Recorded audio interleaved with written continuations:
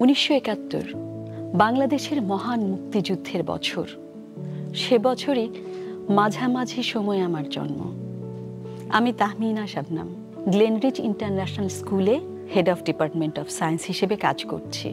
2 শিশুপুত্রের পর আমার জন্ম। আমার আব্বা আম্মা ভীষণ খুশি ছিলেন আমাকে নিয়ে। আমার জন্মের 2 মাসের মাথায় আব্বা চলে গেলেন মুক্তিযুদ্ধে। আম্মা তখন টুটপাড়া কবরস্থানের পাশে সরকারি কোয়ার্টারে এই 3 শিশু সন্তান নিয়ে থাকেন, যাদের বড়টির বয়সী মাত্র 3 বছর। যখন মিলিটারিরা বোমা ফেলতো, আম্মা পাঁচিল পেরিয়ে দৌড়ে টুটপাড়া কবরস্থানে চলে যেতেন। সেখানে কবর খোঁড়া থাকতো অনেক, তার একটাতে বসে থাকতেন 3 বাচ্চাকে নিয়ে।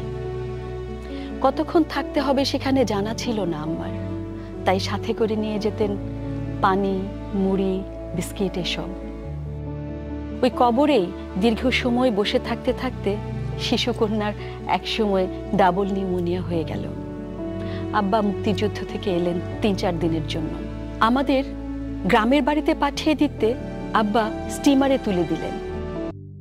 স্টিমার যখন ছাড়বো করছে, সেই সময় উঠে এলো পাকিস্তানি মিলিটারি বাহিনী। এসেই হুঙ্কার, ইহা কই মুক্তি হ্যায়। আব্বা অবশ্য ততক্ষণে চলে গিয়েছিলেন। দোতলার ডেকে আম্মা বসেছিলেন একটা চাদর বিছিয়ে আমাদের সবাইকে নিয়ে। মিলিটারিরা এসে সবার মালপত্র ওলট পালট তছনছ করে ফেলছিল।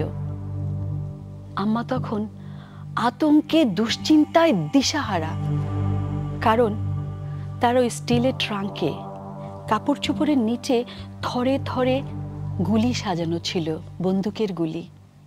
মানিকগঞ্জের মুক্তিযোদ্ধাদের জন্য আমার আব্বা পাঠাচ্ছিলেন সেসব। আম্মা তখন এক মনে দোয়া পড়ে যাচ্ছেন,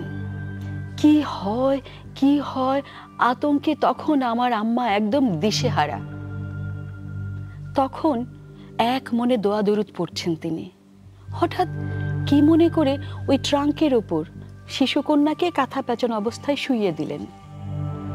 মিলিটারি এলো, সব মালপত্র ঘেটে উল্টে পাল্টে দেখল, কিন্তু কি মনে করে যেন তারা ওই শিশুকন্যাকে আর বিরক্ত করেনি। মিলিটারি চলে গেল। ঘাম দিয়ে যেন আমার জ্বর ছেড়ে গিয়েছিল সেদিন কিচ্ছু মাত্র না জেনে আমি মুক্তিযুদ্ধের অংশ হয়েছিলাম। আমি আমাদের বিজয়ের সাক্ষী হয়েছিলাম।